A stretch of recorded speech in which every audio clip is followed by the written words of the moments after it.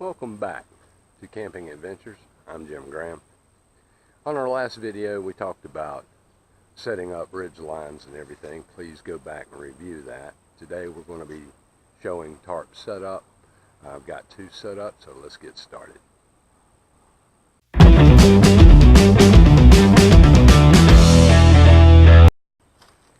Today I have two tarps set up.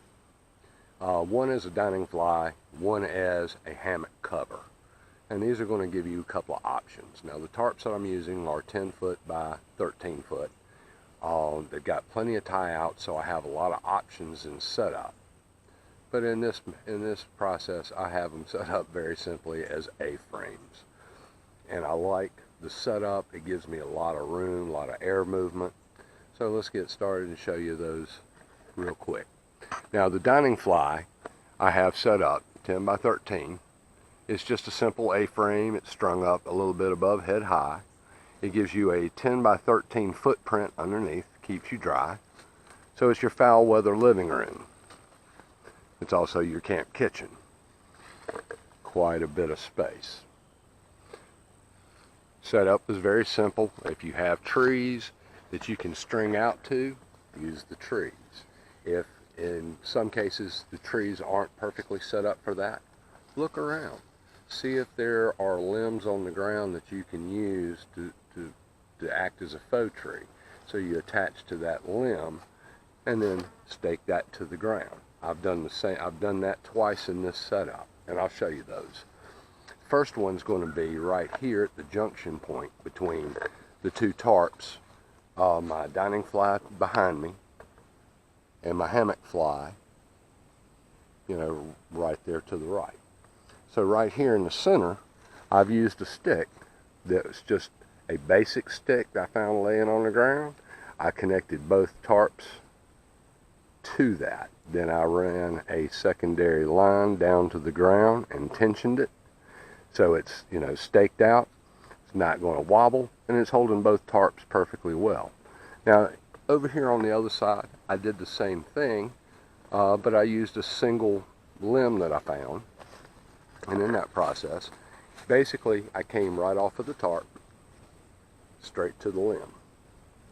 And then I staked it straight to the ground. So now this has got a little bit more wobble to it, but it's under tension, it's not going to go anywhere. So a little bit of wobble is fine. The rest of the tarp is going to be tensioning itself down this run and down this run. So as you have these tensioned out, that's going to minimize the wobble on this end on this stick. So just take a look around. Not all campsites are going to give you what you're looking for as perfect tree setup. And I understand that.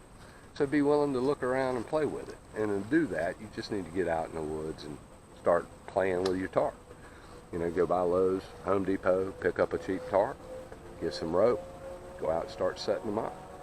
Figure out how they work, Later down the line, if this is something that's really exciting to you, invest in a couple of tarps like these. These were like $100 a piece. So they weren't terribly expensive. There are more expensive tarps out there. Not necessary. These are almost bomb-proof. These are actually perfect. They're AquaQuests. And AquaQuest makes a bunch of different sizes and a bunch of different weights, so you have different style tarps. Now the second one that I have set up is set up A-frame again, but it's covering my hammock. So as you can see, I've got quite a bit of space underneath my hammock. I even have a chair that I can sit under there. It could be driving rain. I'm still going to be dry. I sleep dry, and I'm shaded, I'm protected, and it's just absolutely wonderful. With these tarps, I know I preach knots, and I preach knots, and I preach knots. You need to know your knots. For the simple fact, sometimes things break, and when they do, you need to be able to repair out in the field with a rope. So know your knots, know the sheet bend, grommet blows out, you need to know how to repair the tarp and keep on going. So you can keep this set up, doing what it's supposed to do. Now I'm going to pick on a couple of joints where I can show you where I've made, for me, I make quick, simple setups using carabiners. The carabiner is two things. It's a quick connection point so I can connect to my tarp, but it's also my trucker's hitch for tensioning, and I'll show you that. I'm going to use this setup right here. Basically, I've got my carabiner. I did the quick clip in. Rope was attached to the carabiner. I run it to the tree, around the tree, back through the carabiner, and I cinch back toward the tree, and that tensions it. And then I just tie in a slippery half hitch to hold it, so it's not going to go anywhere. And it's very quick, it's very sturdy. I can tug on it, it's not going anywhere. It's just like a knot. But sometimes these break. They just do. And if it breaks, and that's what I was relying on, and I don't know my knots, well, I'm in trouble. But if I know my knots, then I can come through this connection point or create a overhand knot with a loop, toggle system, pull it, do the same thing, tie a trucker's hitch. I've done the same thing using my knots. So refer back to that earlier video on knots and knots in review, and then knots and tarps. You'll see real quick that how we put these things to use, and then how you can then step it up a step. For me, this is a lot quicker setup. If I'm out backpacking and it's a driving rain, man, I just clip into this, boop, it's up, and I'm done. And then this is the end result. So I put my tarp up, then I hang my hammock. So that way my hammock stays dry, and then when I'm setting up, I'm dry, I'm underneath, and I've got plenty of room. So as we walk through, the best thing you want to do is be able to enjoy your dry space. And this is my living space. So I come in, and do what we always love to do on a camping trip. And that's get a nap, or just sit back and relax and just enjoy the birds chirping. That's why we go. There's several other reasons as well. Good food, good camaraderie. So I hope you like the information. I'm going to keep coming out with more and more as we go on. The next set of next series of videos is probably going to be taking the tarp and setting it up in ground configurations. I know not everybody's real comfortable with a hammock, nor do they want to, shell out the money for a hammock.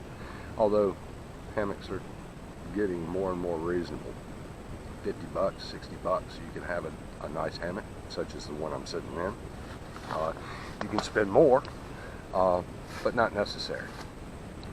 Get yourself, when you get ready for a hammock, just go on the internet and find them. Otherwise, we're going to be setting up for ground sleeping. So if you want to buy a tarp, go ahead and buy two. Buy a 6x8. That's the one that you're going to lay on the ground, keep the moisture off your gear. That's the one you're going to sleep on. Get a 10x12. That's the one you're going to string over you, keep you dry in the rain. And start playing with it. You can do this in your backyard. Practice makes perfect. The more time that you spend playing with this equipment, the more you'll understand how easy it is to go out in the woods, state park, go find a trail, go hiking trail, and then, get off the trail and set up camp and just enjoy an evening of solitude in nature, or go with a group of people and set up and just enjoy each other's time. Make sure you cook a lot of good food, that's the best part of it. Cooking the food, having the conversation, having the relaxation time. And this world closes in on all of us, so take time to recoup. So with that, I'm going to say goodbye. Please like, share, comment, and subscribe. Let's grow this channel together. Let's learn from one another as we go through this experience. Until next time, you have a great day. Thank you.